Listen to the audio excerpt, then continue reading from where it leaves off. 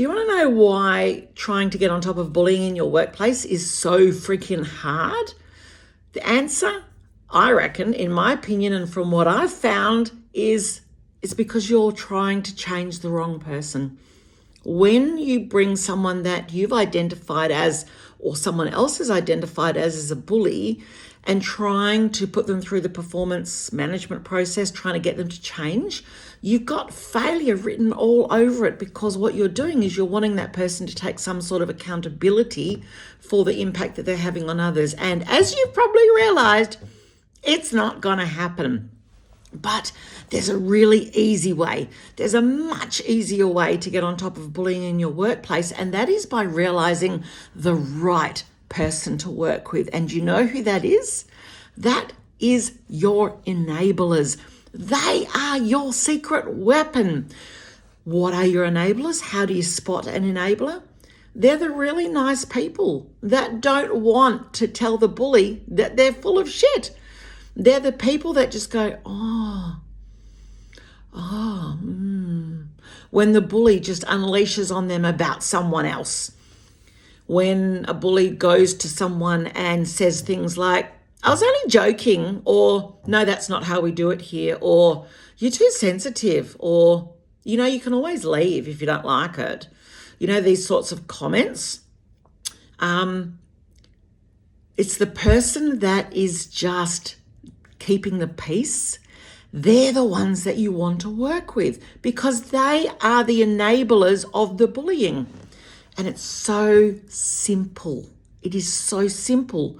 But you know what makes it hard is the belief that those people think that they need to tackle the bully in order to get the bully to shut the fuck up. No, it couldn't be further from the truth. Here's how you do it.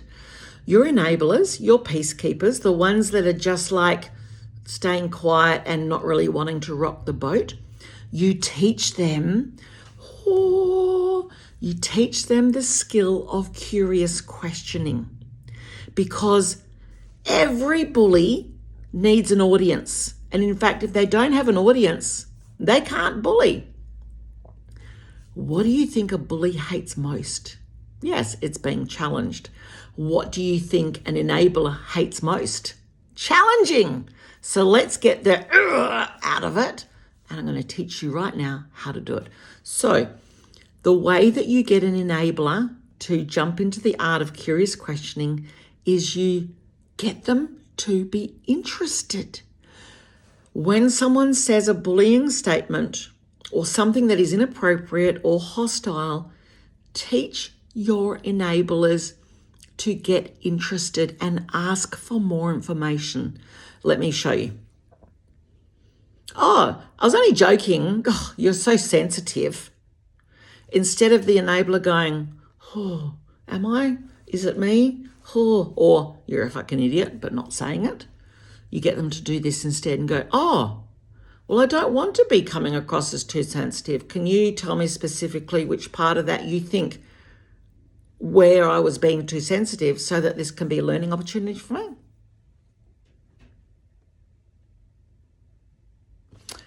Your bully is going to make a bit of a joke about it. Like, everything. I mean, you're always doing it. So then your enabler needs to reply with, oh, well, this is really good feedback for me. Can you give me some examples? And your bully's going to go, there's too many. There's too many to come up with.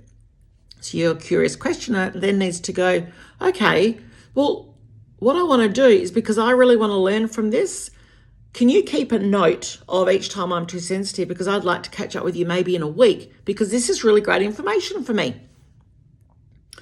What do you think is going to happen? Your bully is going to go, yeah, no worries. And they're going to walk away. And that will be the last time they call you too sensitive. Let me give you another example. Oh, no, don't do it like that. This is the way that we've always done it. This is the way that we find works best. When you know that there's another way that works best. what you're probably currently doing or what your enablers are currently doing is going, oh, okay, and then just doing it the way that they're told and getting up in their head thinking, fucking idiot. So in terms of curious questioning, what you would do is you would say, oh, okay, so what other ways have you tried that haven't worked? And they'll go, oh, people are suggesting things all the time and, we always just come back to this way. And your curious questioner would then want to get curious and go, oh, so is that the only way that we can do it? Does that mean that if I have ideas or something like that, is it okay to share those?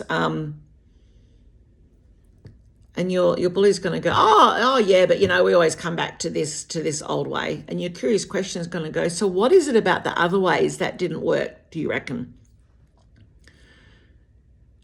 Because you're just asking for information and your bully cannot give it to you because their bullying statements are not coming from fact, they're coming from threat.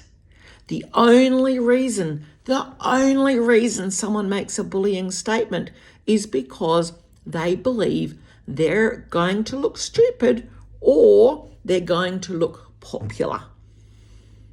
If you can actually stop that and nip it in the bud without starting a fight, you are going to find that all your bullying is just going to cease. I guarantee you, when you teach your staff the art of curious questioning, someone comes up to you like a bit of a bullying person and go, oh, can you believe that woman in the meeting? Did you see the way that she was looking at me? I mean, who the fuck does she think she is? Normally your enablers would go, But what happens if they go, you know what? I don't want you feeling that way. And this is probably really good feedback for her. I tell you what, let's go and have a chat with her because I think this is information that would really help her. What do you think your bully's going to do? They're going to go, oh, as if that would work. And you say, well, so what do you think would be a better way to do it? Because I think this is a really important conversation to have. They're actually going to walk away and they're going to go, I don't have time for that. And they're suddenly going to have a meeting they need to go to. But when you teach your enablers just to ask for more information in a really nice way, what you're going to teach your bullying staff is that it's actually going to be uncomfortable when they say that shit. Your enablers, your people pleasers, your peacekeepers, they are the secret weapon to completely eradicating bullying in your workplace. When you run training for your staff on how to respond to these statements with curious questioning, not only will you empower your staff to improve their emotional intelligence, you are also going to teach the bullies that this kind of behavior is uncomfortable. And you want to know something, kind of calling out the elephant in the room here? A lot of your bullies don't know that they're bullying because people haven't actually challenged them in a way that's effective. And if they're not challenged, they've got every right to assume that what they're doing is fine.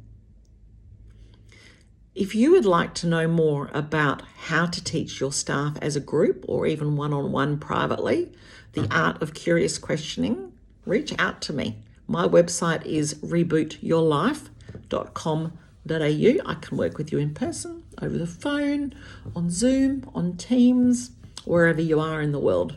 As long as you speak English, because I don't speak any other languages, I can teach you this, and I can teach you as a group, or I can teach you one-on-one, and I guarantee you, you will eradicate bullying from your workplace when you teach the people that are enabling it without realizing how to stop it. They are your secret weapon. They are going to turn your workplace around. Also works for relationships, for families, for teenagers. rebootyourlife.com.au. I would absolutely love to teach you this. My name's Leanne. Drop me a line.